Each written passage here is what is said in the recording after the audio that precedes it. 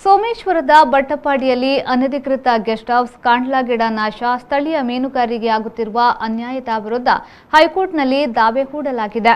ಶೀಘ್ರದಲ್ಲೇ ತೀರ್ಪು ಸಾಂಪ್ರದಾಯಿಕ ಮೀನುಗಾರರ ಪರವಾಗಿ ಬರುವ ವಿಶ್ವಾಸವಿದೆ.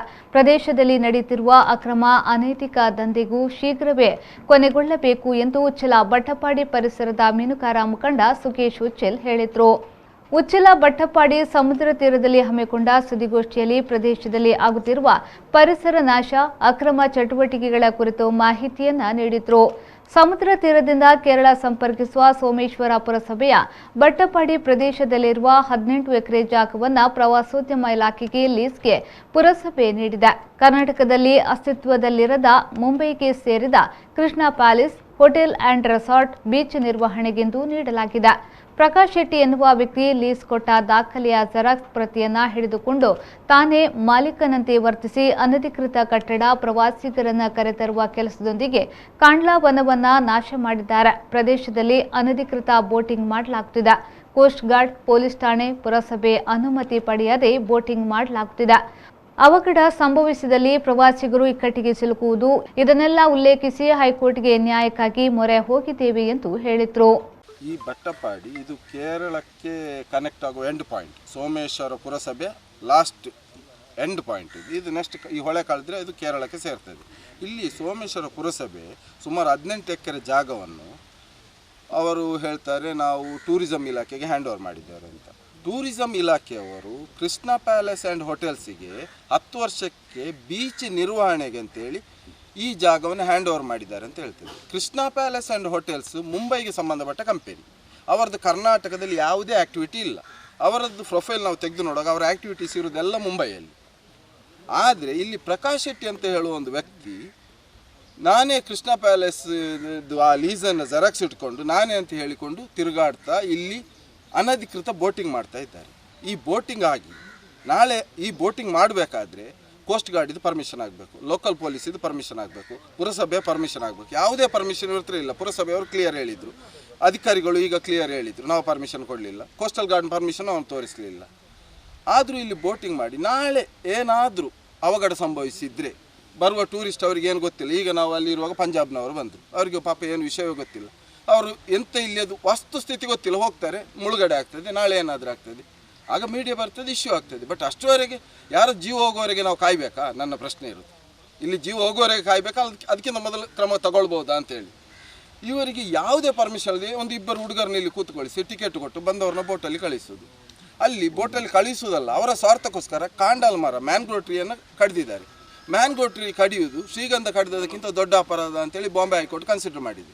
Mangrove tree fundamental rights of the human being ಅಂತ ಹೇಳಿದೆ ವಾಕಲ್ ಅವರ ಜಡ್ಜ್ಮೆಂಟಲ್ಲಿ. ಇದು ಇಲ್ಲಿರುವುದು ಖಾಲಿ 20 ಮೀಟರ್ 50 ಮೀಟರ್ ಇರ್ಬೋದು. ಇದು ಸಂರಕ್ಷಿತ ಅರಣ್ಯ ವಲಯದಲ್ಲಿ ಬರ್ತದೆ. ಇಲ್ಲಿ ಪ್ರವಾಸೋದ್ಯಮ ಇಲಾಖೆ ಬೋರ್ಡ್ ಹಾಕಿದ್ದಾರೆ. ಈ ಬೋರ್ಡಿಗೆ ಇಲ್ಲಿ ಯಾವುದೇ ಮಾನ್ಯತೆ ಇಲ್ಲ. ಇಲ್ಲಿ ಅರಣ್ಯ ವಲಯ, ಸಂರಕ್ಷಿತ ಅರಣ್ಯ ವಲಯ ಅಂತ ಫಾರೆಸ್ಟ್ ಡಿಪಾರ್ಟ್ಮೆಂಟ್ ಅವರು ಬೋರ್ಡ್ ಹಾಕಬೇಕು. ಇಲ್ಲಿಂದ ಇದು ಉಚ್ಚಿಲ ಸೇತುವೆವರೆಗೆ ಒಂದು 5 ಕಿಲೋಮೀಟರ್ ಮುಂದಕ್ಕೆ ಹೋಗ್ತದೆ. ಅದರ ಮಧ್ಯದಲ್ಲಿ ಎಲ್ಲ ಅಕ್ಕಪಕ್ಕ ಮ್ಯಾಂಗ್ರೋವ್ ಟ್ರೀ ಇದೆ, ಕಾಂಡಲ್ ಮರಗಳಿದೆ. ಸೊ ಅದರ ಪಕ್ಕದಲ್ಲಿ ಎಲ್ಲ ಬಂಡವಾಳಶಾಹಿಗಳು ತಮ್ಮ ಗೆಸ್ಟ್ ಹೌಸ್ ಕಟ್ಟಿದ್ದಾರೆ. ಈ ಗೆಸ್ಟ್ ಹೌಸನ್ನು ಅವ್ರದ್ದು ಸ್ವಂತ ಭೂಮಿಯಲ್ಲಿ ಆಗಿದ್ದರೂ ನಮ್ಮ ಬೇಡಿಕೆ ಏನು ಅಂದರೆ ಇದನ್ನು ಸರ್ಕಾರ ತಮ್ಮ ಅಧೀನಕ್ಕೆ ತಗೊಳ್ಬೇಕು. ಮತ್ತು ಅದೇ ರೀತಿ ಇಲ್ಲಿ ನೋಡಿ ರಸ್ತೆ ಇಲ್ಲ. ಇಲ್ಲಿ ಇರುವಂಥ ಒಂದು ಮನೆಯವರಿಗೆ ಏನಾದರೂ ಈ ಪ್ರಾಯದವರಿಗೆ ಏನಾದರೂ ಆದರೆ ರಾತ್ರಿ ಹೋಗ್ಲಿಕ್ಕೆ ರಸ್ತೆ ಇಲ್ಲ, ಆ್ಯಂಬುಲೆನ್ಸ್ ಬರುವ ವ್ಯವಸ್ಥೆ ಇಲ್ಲ, ಎಂತ ಇಲ್ಲ. ಎಷ್ಟು ಇದಕ್ಕೆ ಹೋರಾಟ ಮಾಡಿದ್ರು ಯಾವುದೇ ಜನಪ್ರತಿನಿಧಿಗಳಾಗಲಿ ಅಧಿಕಾರಿಗಳಾಗಲಿ ಇದಕ್ಕೆ ಸ್ಪಂದಿಸ್ತಾ ಇಲ್ಲ. ನಾವೀಗ ಕೋರ್ಟ್ ಮೊರೆ ಹೋಗಿದೆ, ಹೈಕೋರ್ಟ್ ಮೊರೆ ಹೋಗಿ ಇದಕ್ಕೆ ನಾವು ಇದರ ಬಗ್ಗೆ ಹೋರಾಟ ಮಾಡ್ತಾ ಇದ್ದೇವೆ. ಮೀನುಗಾರ ಮುಖಂಡ ರಾಮಚಂದ್ರ ಬೈಕಂಪಾಡಿಯವರು ಮಾತನಾಡಿ, ಪ್ರದೇಶದಲ್ಲಿ 150ಕ್ಕೂ ಅಧಿಕೃತ ಸಾಂಪ್ರದಾಯಿಕ ಮೀನುಗಾರರಿದ್ದಾರೆ. 10 ವರ್ಷಗಳಿಂದ ಅನ್ಯಾಯದ ವಿರುದ್ಧ ಹೋರಾಟ ನಡೆಯುತ್ತಿದೆ. ಸಂರಕ್ಷಿತ ಪ್ರದೇಶ ಎಂದು ಸರ್ಕಾರ ಘೋಷಿಸಿ ಕಾಂಡ್ಲಾ ಗಿಡಗಳನ್ನು ಸಂರಕ್ಷಣೆ ಮಾಡುವಂತಹ ಕಾರ್ಯಕ್ಕೆ ಮುಂದಾಗಬೇಕಿದೆ. ಇಲ್ಲವಾದಲ್ಲಿ ದೆಹಲಿಯಲ್ಲಿರುವ ಹಸಿರು ವಲಯ ನ್ಯಾಯಾಲಯಕ್ಕೆ ಹೋದಲ್ಲಿ ಮೀನುಗಾರನ ಪರವಾಗಿ ತೀರ್ಪು ಖಂಡಿತ ಬರಲಿದೆ. ಪ್ರವಾಸೋದ್ಯಮಕ್ಕೆ ಸಂಬಂಧಿಸಿದ ಏಜೆನ್ಸಿಗಳು ಅನಧಿಕೃತ ಅನೈತಿಕ ಚಟುವಟಿಕೆಗಳಿಗೆ ಸಂಬಂಧಿಸಿ ಇಲಾಖೆಗಳು ತಕ್ಷಣ ಕಡಿವಾಣ ಹಾಕಬೇಕಿದೆ. ಇದು ನಿಲ್ಲದೇ ಇದ್ದಲ್ಲಿ ಸಮಸ್ತ ಮೀನುಗಾರರ ಸಮುದಾಯ ಸ್ಥಳದಲ್ಲಿ ಹೋರಾಟ ನಡೆಸಲಿದೆ ಎಂದು ಎಚ್ಚರಿಸಿದರು.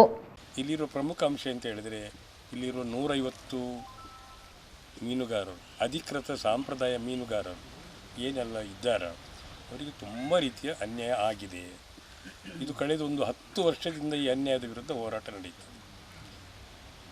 ಹಾಗಿರುವಾಗ ಈ ಪ್ರದೇಶದವನ್ನು ಒಂದು ಸಂರಕ್ಷಿತ ಪ್ರದೇಶ ಅಂತ ಸರ್ಕಾರ ಘೋಷಣೆ ಮಾಡಬೇಕು, ಫಸ್ಟ್ ಪಾಯಿಂಟ್. ಸೆಕೆಂಡ್, ಯಾವುದೇ ರೀತಿಯ ಈ ಕಾಂಡ್ಲ ಮರ ಎಲ್ಲಿ ಇದೆಯಾ ಆ ನದಿ ಪಕ್ಕದಲ್ಲಿ ಅದನ್ನು ಸಂರಕ್ಷಣೆ ಮಾಡತಕ್ಕಂಥ ಕಾರ್ಯ ಅದು ಯಾವುದೇ ರೀತಿಯಲ್ಲಿ ಇದು ನೀವು ನವದೆಹಲಿಯಲ್ಲಿರುವಂತಹ ಇದಕ್ಕೆ ಹಸಿರು ವಲಯಕ್ಕೆ ಕೋರ್ಟಿಗೆ ಹೋದರೂ ಕೂಡ ಈ ಕೇಸು ಇದು ಏನಾಗ್ತದೆ ಅಂತ ಹೇಳಿದರೆ ಇಲ್ಲಿ ಮೀನುಗಾರರ ಪರವಾಗಿ ಆಗ್ತದೆ. ನಾವು ಎತ್ತಿನ ಹೊಳೆ ಹೋರಾಟದಲ್ಲಿ ನಾನು ಮುಂಚೂಣಿಯಲ್ಲಿದ್ದವ, ನಾವು ಕೂಡ NGTಯಲ್ಲಿ ಇದನ್ನು ಮಾಡಿದ್ದೇವೆ. ಈಗ ಏನಾಗಿದೆ ಅಂತೇಳಿದರೆ ನಮಗೂ ಕೆಲವು ಅಂಶದಲ್ಲಿ ಅದು ಕೋರ್ಟ್ ಪರವಾಗಿದ್ದರೂ ಕೂಡ ಕೊನೆಯಲ್ಲಿ ಎಲ್ಲ ಗೊತ್ತು, ಸರ್ಕಾರ ಮಾಫಿಯಾ ಎಲ್ಲ ಸೇರಿಕೊಂಡು ಎತ್ತಿನ ಹೊಳೆ ಮಾಡ್ತಾರೆ, ಎಲ್ಲ ಅನ್ಯಾಯ ಆಗಿ ಇನ್ನೊಂದು 50 ವರ್ಷ ಎತ್ತಿನ ಹೊಳೆ ಯೋಜನೆ ಆಗುವುದಿಲ್ಲ. ಅಲ್ಲಿ ಕೂಡ ಈ ಕಾಂಡ್ಲ ಮರಗಳದ್ದು ಎಲ್ಲ ಪ್ರಶ್ನೆ ಬಂದಿದೆ. ಈಗ ನಾನು ಫಿಷರ್ಮೆನ್ನ ಪರವಾಗಿ ಮಾತಾಡೋದು, ಒಬ್ಬ ರಾಜ್ಯದ ಇದ್ದಾರೆ. ಇಲ್ಲಿಯ 150 ಮನೆಗಳಿಗೆ ಇಲ್ಲಿಯ ಈ ಅರಣ್ಯ ಸಂರಕ್ಷಣಾ ಕಾಯ್ದೆ ಅನುಷ್ಠಾನ ಆಗಲೇಬೇಕು ಫಸ್ಟ್. ಸೆಕೆಂಡ್, ಇಲ್ಲಿರತಕ್ಕಂತಹ ಕಾಂಡ್ಲ ಏನು ಮರಗಳುಂಟ ಅವುಗಳ ಸಂರಕ್ಷಣೆ ಆಗಬೇಕು. ಮೂರನೇದಾಗಿ ಪ್ರವಾಸೋದ್ಯಮಕ್ಕೆ ಸಂಬಂಧಪಟ್ಟ ಸರ್ಕಾರ, ಸಂಬಂಧಪಟ್ಟ ಸ್ಥಳೀಯ ಏಜೆನ್ಸಿಗಳು ಅನಧಿಕೃತ ಲೈಸೆನ್ಸ್ ಕೊಟ್ಟಿದ್ದಾರೆ, ತಕ್ಷಣ ಅದು ಸ್ಟಾಪ್ ಆಗಬೇಕು. ಸುದ್ದಿಗೋಷ್ಠಿಯಲ್ಲಿ ಬಟಂಪಾಡಿ ನಿವಾಸಿಗಳಾದ ರಂಜಿತ್ ಉಚಿಲ್, ಶಬೀರ್, ವಸಂತ್ ಉಚಿಲ್ ಮುಂತಾದವರು ಹಾಜರಿದ್ದರು.